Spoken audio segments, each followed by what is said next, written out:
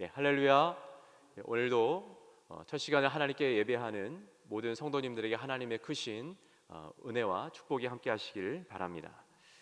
예, 오늘부터 27장, 이제 28장 말씀은 바울이 이제 모든 신문을 마치고 가이사에게 상소함으로 이제 로마로 향하는 그 여정이 나오고 있습니다. 오늘 말씀은 27장은 이제 가이사랴에서 배를 타고 멜리데라는 섬까지 가는 이야기가 오늘 장에서 27장 말씀에서 나오고 있습니다.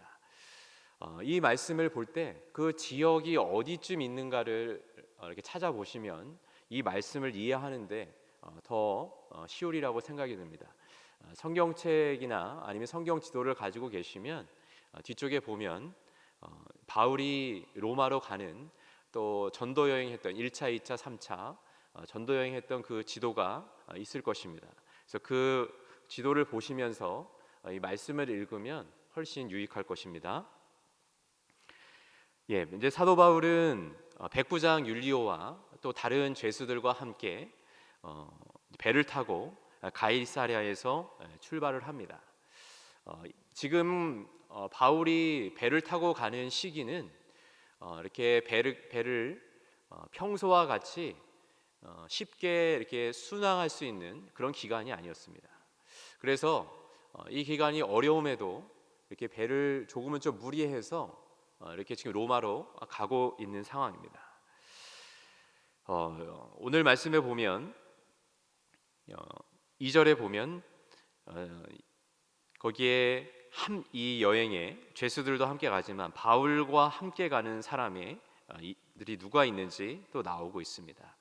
그래서 데살로니가 사람 아리스다고라는 사람이 함께 갑니다. 그리고 또 2절에 다시 보면 우리가라는 표현을 쓰고 있습니다. 우리가 잘 아는 바와 같이 누가복음과 사도행전은 누가가 기록을 했습니다. 우리가 의사요 또 역사가라고 말하는 누가가 이 말씀을 기록했는데요.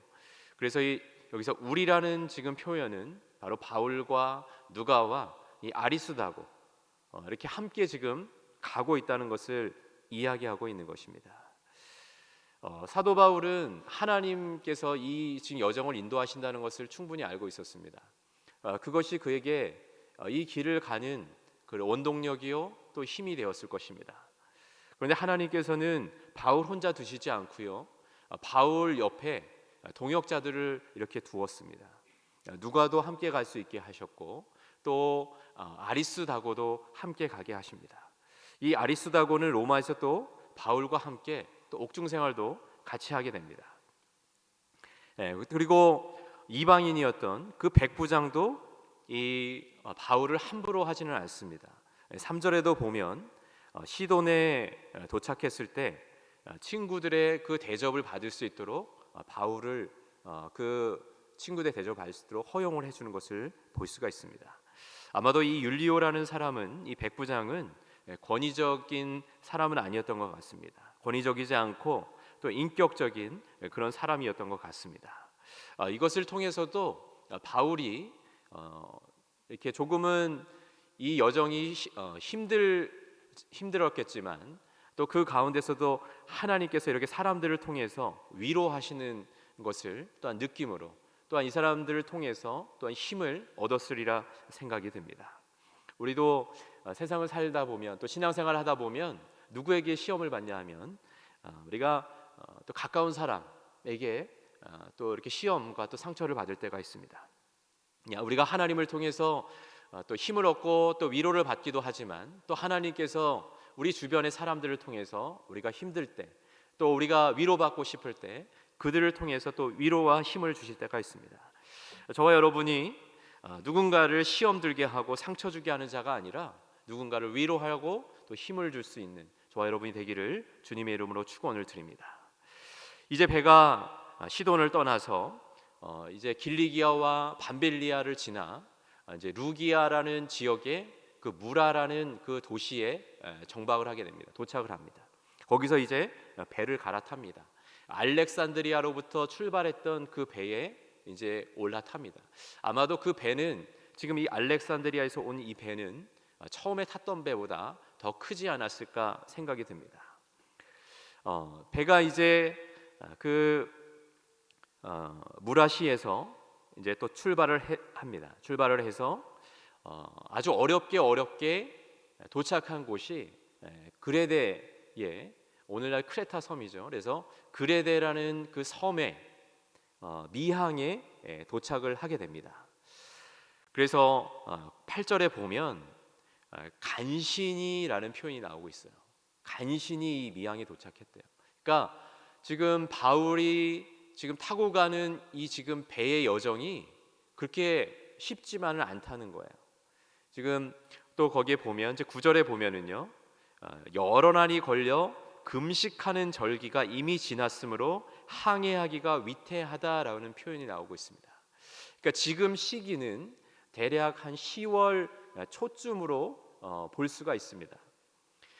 이 시기는 항해를 할 수 있지만 아주 위험한 그런 상황을 만날 수 있는 그런 시기였습니다.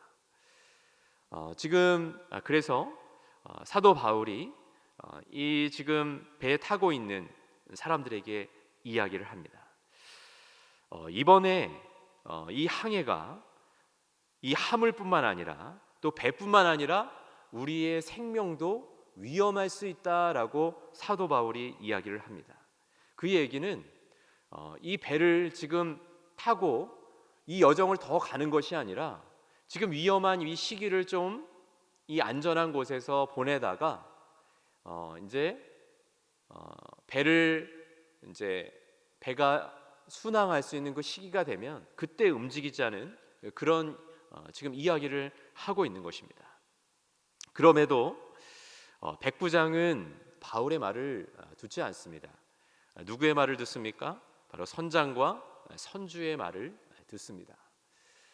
합리적이죠. 이성적입니다. 바울은 배의 전문가가 아니었어요. 이 배가 운행하는 것의 전문가가 아니었어요. 선장과 선주, 이 사람들은 배의 전문가였어요. 그러니까 백부장이 보았을 때 바울의 이야기를 듣는 것보다는 이 선장과 선주의 말을 듣는 것이 당연했다는 것입니다. 이제 이렇게 바울이 이야기를 했음에도 이들이 가지고 있었던 생각 중에 하나는 지금 이 미항이 겨울을 좀 지내기에는 불편했다는 거예요. 그리고 그 베닉스라는 곳, 같은 크레타 섬에 있습니다. 그레데 섬에 있어요. 거기서 약 한 80km 정도 떨어진 지역입니다. 그래서 이들이 생각했을 때 뭐 거리도 아주 멀지 않고, 그리고 베닉스에 가면 지금 이 미항보다는 우리가 겨울을 더 편안하게 보낼 수 있을 것이라는 그런 합리적인 생각을 가지고 움직이게 됩니다. 처음에는 이들이 생각한 것처럼 13절 말씀에 보면 남풍이 순하게 불매 그들이 뜻을 이룬 줄 알고라는 표현이 나오고 있습니다. 그들이 생각했던 것처럼 이제 우리가 안전하게 그 베닉스에 도착할 수 있겠다라고 이들은 생각을 합니다. 그런데 이들이 생각한 것과 달리 이제 이들에게 위기가 닥쳐옵니다. 바로 갑작스럽게 이들에게 돌풍이 불어 닥칩니다. 바로 유라굴로라는 그 아주 강한 그런 폭풍이 이들에게 몰려오는 것입니다. 이들이 생각했을 때는 당연히 베닉스에 쉽게 도착할 것이라 생각했어요. 실제로 그렇게 움직이는 듯 했어요. 그런데 끝내는 유라굴로라는 그런 광풍을 만나게 됩니다. 사도 바울의 말을 들었으면 이러한 일을 겪지 않았을 텐데 그들의 어떤 지식적인 것, 그들의 이성적인 것 가지고 이렇게 행하다 보니까 이러한 위기가 닥칩니다. 이러한 위기가 닥칠 때 이들은 자신들의 어떠한 힘으로, 자신들의 어떠한 가지고 있었던 어떤 습관이나 관습이나 경험들이 아무런 도움이 되지 않는 것을 보게 됩니다.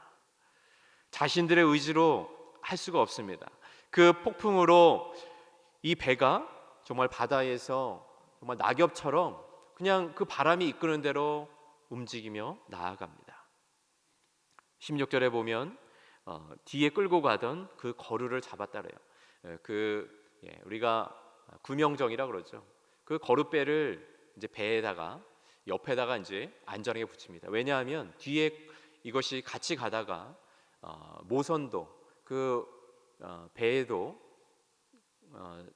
위험을 초래할 수 있기 때문에 그것을 옆에 올려서 이제 안전하게 줄을 띄고 배도 튼튼하게 이렇게 묶습니다. 그리고 나서 가면서 이들이 하는 일이 무엇입니까? 먼저는 거기서 무엇을 버립니까? 연장을 버렸다라고 합니다. 이튿날에는 짐을 바다에 또 버립니다. 그리고 사흘째 되는 날에는 배에 기구를 버립니다. 그러니까 처음부터 모든 것을 다 버리는 것은 아니죠. 이렇게 보면서 하나하나 이들에게 있어서 덜 중요하다고 생각하는 것들을 이들은 지금 버리는 것입니다. 이들의 지금까지 살면서 바다에서 살았던 잔뼈가 굵었던 이들이었지만, 이들이 아무리 필사적으로 노력했지만 자신들의 힘으로는 이 바람을 막을 수가 없었습니다. 수많은 경험, 전문 지식도 잠시 후에 일어날 일들을 예측할 수가 없습니다. 우리의 삶도 그렇습니다. 우리가 살면서 때로는 머리가 좋거나 아니면 여러 가지 경험이 많아서 나는 어떤 어려움이 와도 내가 그것을 다 이겨낼 수 있을 거라고 우리는 생각할 때가 있습니다. 그런데 우리는 완벽하지가 않죠. 완전하지가 않습니다. 그래서 삶을 살다 보면 작든 크든 어떠한 능력을 가졌든 우리가 살다 보면 어려움이 찾아오게 돼요. 자신의 힘으로 해결할 수 없는 그러한 경우를 우리가 경험하게 됩니다. 그럴 때마다 우리가 의지해야 될 분은 오직 하나님뿐이신 줄 믿습니다. 우리가 의지해야 될 분은 오직 하나님뿐이신 줄 믿습니다. 이처럼 더 이상 버틸 수 없는 그런 상황까지 이렇게 오고 말았습니다. 이들이 이렇게 짐을 버렸던 또한 이유 중에 하나는 바로 17절에 보면 그 스르디스라는 그 모래톱, 모래 언덕에 이 배가 걸릴까 하여서 그런 짐들을 배를 가볍게 하기 위해서 그렇게 또한 했던 것입니다. 또 바울을 통해서 먼저 하나님께서 경고해 주시고 먼저 준비할 것을 말씀해 주셨지만 이들이 그 하나님의 말씀, 바울의 말을 듣지 않았기에 이러한 위험을 초래했던 것입니다. 20절 말씀에 보면요, 그렇게 나옵니다. 구원의 여망이 없어졌다 그럽니다. 여망이 뭡니까? 남을 희망망입니다. 그래서 이제 더 이상 희망이 남지 않은 그러한 상황이 되었다는 거예요.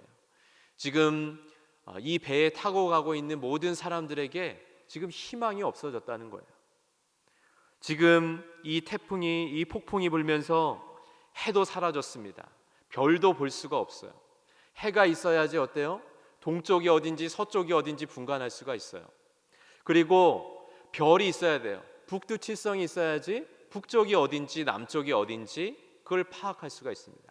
지금 여기가 어디에쯤에 있는지, 우리가 어느 방향으로 가야 되는지 이들에게 있어서는 그 어떠한 희망도 지금 없다는 것입니다. 그러나 그리고 또 이 폭풍이 지금 멈춘 것도 아니에요. 계속해서 지금 이들을 괴롭히고 있는 것입니다. 이들에게는 지금 더 희망이 없었던 거예요. 우리가 무언가 희망이 있으면 어떤 어려움이 있어도 그것을 이겨낼 수가 있어요. 그런데 우리가 앞이 보이지 않으면, 희망이 없으면 우리가 때로는 삶을 또 포기하는 경우도 있습니다. 그러나 우리에게 희망이 있을 때 그 어려움을 우리가 이겨낼 수 있다는 것입니다. 이제 바울이 이렇게 시리에 빠진 사람들을 위로합니다. 미결수의 그런 신분이었지만 바울은 담대하고 또한 여유를 가지고 이들에게 이야기를 합니다. 22절 말씀에 뭐라고 말합니까? 내가 너희를 권하노니 이제는 안심하라 라고 이야기합니다. 여기서 안심하라라는 것은요, 또한 기뻐하라는 것입니다. 이 상황 가운데 안심하라, 기뻐하라는 것입니다. 바울이 이렇게 할 수 있는 이유가 뭡니까? 어젯밤에 하나님의 사자가 나에게 와서 이렇게 이야기했다는 것입니다. 바울아, 두려워하지 말라. 내가 가이사 앞에 서야 하겠고 또 하나님께서 너와 함께 항해하는 자를 다 내게 주셨다 했다는 것입니다. 하나님께서 바울을 로마로 가서 가이사를 만나도록 하시겠다는 것이고, 이 배에 타고 있는 자들의 그 생명을 바울 너에게 주셨다는 거예요. 바울의 말을 들으면 다 안전할 수 있다는 것을 하나님께서 말씀으로 주셨다는 거예요. 우리가 사도행전 23장 11절에서도 바울에게 나타나셔서 이 동일한 말씀을 하나님께서 주시지 않았습니까? 바울은 그래서 이들에게 담대하게 그렇게 이야기할 수 있는 것입니다. 여러분 안심하십시오 라고 이야기하는 거예요. 여러분 기뻐하십시오 라고 이야기합니다. 바울은 그냥 힘없이 이야기하는 것이 아니에요. 뭔가 추측하며 이야기하는 것이 아닙니다. 확신을 가지고 이야기합니다. 그대로 되리라고, 또한 뭐라 합니까? 내게 말씀하신 그대로 되리라고, 하나님을 나는 믿는다라고 이야기하고 있습니다. 사도 바울, 그는 지금 하나님께서 이렇게 말씀하신 그것을 믿음으로 받아들이고 있습니다. 믿음, 그것은 두려움을 이길 수 있는 힘이 되는 것입니다. 바울은 담대하게 그렇게 고백합니다. 나는 내게 말씀하신 그대로 되리라고 하나님을 믿노라. 믿음이라는 것이 무엇입니까? 하나님께서 말씀하셨다면 그 말씀을 내가 그대로 받아들이는 것입니다. 수용하는 것입니다. 그리고 그 말씀에 순종하여서 또 살아가는 것, 바로 그것이 믿음이라는 것입니다. 나의 어떠한 감정이나 어떠한 나의 지식이나 나의 경험을 의지하는 것이 아니라, 그것을 섞어버리는 것이 아니라 바로 말씀의 주체이신 그 하나님을 믿는 것, 바로 그것이 바른 신앙이라는 것입니다. 우리 인생에도 폭풍이 일기 전에도, 폭풍이 계속 중에도 하나님은 우리에게 말씀하십니다. 우리는 그 말씀하시는 하나님의 그 음성을 우리는 놓치지 말아야 됩니다. 귀를 기울여야 됩니다. 폭풍이 위험한 것이 아니라 바로 하나님의 말씀을 듣지 않는 우리의 귀가 문제라는 것입니다. 영적으로 우리가 귀가 닫혀 있어서 하나님의 말씀을 듣지 않기 때문에 그것이 문제라는 것입니다. 이렇게 사도 바울을 통해서 위로를 하나님께서 주십니다. 이들에게 위로를 주시는데요, 이제 사도 바울이 우리가 반드시 한 섬에 걸리리라 라는 이야기를 줍니다. 이어서 나오는 이야기가 27절부터요 이제 한 14일째가 됩니다. 열 나흘째가 됩니다. 그날 밤에 이제 배가 이리저리 움직이다가 한 자정쯤 되어서 그 사공들이 보니까 어느 육지에 가까워지는 줄을 이들이 직감적으로 그것을 알아차립니다. 그래서 물을 한번 깊이를 재어보는 것입니다. 한번 물의 깊이를 재보니까 20길쯤 됩니다. 조금 가다 보니까 한 15길쯤이 됩니다. 그러니까 이게 육지로 가까워진다는 것을 이들이 아는 겁니다. 그래서 어떻게 합니까? 닻을 내립니다. 닻을 내리고 이제 날을 새기를 이들이 기다립니다. 그런데 이 사공들이 어떻게 행동합니까? 30절에 보면 도망을 가려고 합니다. 그래서 그 거룻배를 내려가지고 도망을 가려고 그래요. 자신들만 살려고 합니다. 욕심을 부리는 것입니다. 그럴 때 사도 바울이 뭐라고 그럽니까? 저 사람들이 가게 된다면 어떻게 해야 합니까? 너희가 구원을 얻지 못할 것이다 그럽니다. 저들도 이 배에 같이 있어야 된다. 더 놀라운 것은 그러자 이 백부장과 군인들이 그 거룻배를 끊어버립니다. 아예 쓸 수 없도록 그렇게 끊어버립니다. 그래서 그 자리에 같이 합니다. 그리고 나서 함께하는 것이 무엇입니까? 사도 바울이 이들에게 이제 우리가 음식을 먹자 그럽니다. 그래서 빵을 가지고 떡을 가지고 떼서 하나님을 향하여서 축사를 합니다. 기도하고 그들에게 나누어 줍니다. 그러면서 너희 중에 너희가 다 구원을 얻을 것인데 머리카락 하나라도 잃지 않을 것이다 라는 그런 위로의 말을 또한 사도 바울이 주고 있습니다. 이들은 지금도 두려운 거예요. 지금은 이제 어느 정도 안정을 지금 찾았지만 그럼에도 이들에게는 두려움이 있던 거예요. 도망가려고 했던 먼저 자기들만 살려고 했던 이 선원들의 그 행동이 이해가 간다는 거예요. 지금 다 이들은 두려움이 있습니다. 그런 자들에게 음식을 먹게 하고 또한 하나님께 축사함으로 이들을 안정을 시키고 있습니다. 위로하고 있습니다. 사도 바울이 이렇게 또한 떡을 먹게 한 이유는 무엇입니까? 이들이 우리 뒷부분에도 나오지만 배를 타고 갈 수 없는 상황이 이제 닥치잖아요. 배가 이제 이들이 닻을 끊고 이제 노를 맞추고 그리고 나서 돛을 올린 다음에 가다가 배가 그 모래턱에 그 모래 언덕에 이제 걸리게 됩니다. 그래서 이물 쪽, 배 앞쪽이 먼저 처박히죠. 그래서 갈 수가 없습니다. 그러다 보니까 뒤쪽에 고물 쪽에는 또 파도로 인해서 배가 다 깨져 버립니다. 그럴 때 이들이 어때요? 힘이 없으면 또 수영해서 갈 수도 없잖아요. 근데 바울이 이미 그것을 알고 이렇게 준비를 또한 했던 것입니다. 지금 이렇게 또 배가 이렇게 멈추자 죄수들이 도망갈까봐 군인들은 다 죽여버리자 그럽니다. 그럼에도 이 백부장 율리오가 이 바울을 살리고자 그렇게 하지 말라 그럽니다.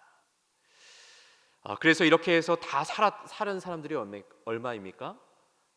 276명이 다 살아나는 것입니다. 이 모든 것이 다 하나님의 섭리 안에서 이루어집니다. 우리가 계속해서 이 사도행전을 보면서 이 일이 이루어지는 것들이 사람의 어떠한 그런 사건이나 그들의 어떤 힘으로써 이게 이루어지는 것이 아니라 하나님께서 계획하신 그 섭리대로 뜻대로 이루어지는 것을 우리는 볼 수가 있습니다. 이제 사도 바울을 통해서 이렇게 말씀 주신 대로 이들이 다 구원을 얻습니다. 사도 바울 이들에겐 참 고마운 존재입니다. 사도 바울을 봤을 때 이들은 사도 바울에게 너무나 고마워했을 것입니다. 믿는 자가 참 이랬으면 좋겠습니다. 많은 이들에게 인정을 받았으면 좋겠습니다. 축복받았으면 좋겠습니다. 야곱이 어떻게 했습니까? 자신도 하나님의 축복을 받았지만 그의 외삼촌이었던 라반도 축복을 받았습니다. 요셉은 어떻습니까? 요셉 때문에 그 보디발이 그 가정이 또한 축복을 받지 않습니까? 지금 사도 바울로 인해서 또한 이 배에 타고 있었던 모든 276명의 사람들이 생명을 보존할 수가 있었습니다. 저와 여러분이 우리가 그리스도인으로서 우리가 어느 자리에 있든지 우리에게 주시는 우리도 축복을 받되 또한 나로 인하여서 우리 주변에 있는 믿는 자이든 믿지 않는 자이든 우리를 통해서 그들 또한 축복받는 우리가 그러한 은혜를 끼치는 또한 그리스도의 향기를 내는 우리 모두가 되기를 주님의 이름으로 축원을 드립니다. 오늘 말씀을 다시 한번 정리합니다. 결국 이 배에 탔던 이 사람들은 하나님이 바울에게 말씀하셨던 대로 다 구원을 받았습니다. 그 과정에서 사람들은 끊임없이 자기의 경험과 습관과 임무에 따라 행동을 결정했습니다. 그러나 하나님의 약속과 하나님의 사람을 신뢰한 그 백부장 율리오에 의해서 또 곤경 중에서도 하나님께 감사드린 또 바울로 인해서 이 하나님의 역사, 하나님의 섭리, 하나님의 뜻은 합력하여 선을 이루었습니다. 우리의 가정에서도 또한 교회에서도 우리의 삶의 일터에서도 모든 우리 삶의 현장에서도 우리가 이뤄야 될 줄로 믿습니다. 우리는 이렇게 또한 하나님의 은혜가 필요하고 또한 하나님의 구원이 또한 필요한 자들입니다. 오늘 하루도 하나님의 그러한 은혜 가운데 또 오늘 말씀 묵상하면서 또 살아가는 저와 여러분 되기를 바랍니다.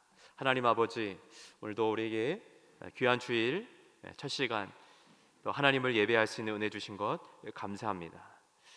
하나님 아버지, 바울의 여정을 통하여서 사도행전을 통하여서 하나님의 뜻이, 하나님의 섭리가 이루어지는 것을 봅니다. 아무리 사람이 많은 지식과 경험이 있다 할지라도 다 그것이 아무 쓸데없는 것임을, 무용주물인 것을 보게 됩니다. 하나님 아버지, 우리의 삶 가운데 더 하나님을 인정하고 또 하나님의 뜻을 우리가 분별하며 또 하나님의 섭리가 무엇인지 또 우리의 의지를 들여서 하나님의 그 뜻을 이루는데 최선으로 살아드리는 우리 모두가 되게 하여 주시옵소서. 하나님 아버지, 오늘 주일입니다. 하나님 주일 가운데 하나님 은혜 더하여 주시고 또 이렇게 비대면으로 예배합니다. 하나님 가정에서 또 어느 자리에서든지 하나님을 예배하는 모든 자들에게, 모든 하나님 우리 부산 영락의 모든 성도들에게 하나님 더 큰 은혜로 함께하여 주시고 아버지 그 시간 가운데 성령이 함께하여 주셔서 또 담임 목사님을 통해 주시는 귀한 말씀들 아버지 은혜 받게 하시고 위로 받게 하시고 힘없게 하여 주시옵소서.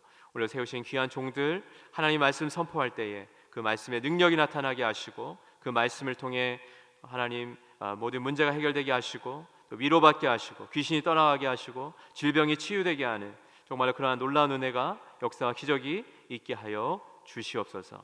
오늘 하루의 삶을 주께 맡겨드립니다. 성령 하나님 인도하여 주시옵소서. 예수님의 이름으로 기도하옵나이다. 아멘. 하늘에 계신 우리 아버지, 아버지의 이름을 거룩하게 하시며 아버지의 나라가 오게 하시며 아버지의 뜻이 하늘에서와 같이 땅에서도 이루어지게 하소서. 오늘 우리에게 일용할 양식을 주시고 우리가 우리에게 잘못한 사람을 용서하여 준 것 같이 우리 죄를 용서하여 주시고 우리를 시험에 빠지지 않게 하시고 악에서 구하소서. 나라와 권능과 영광이 영원히 아버지의 것입니다. 아멘.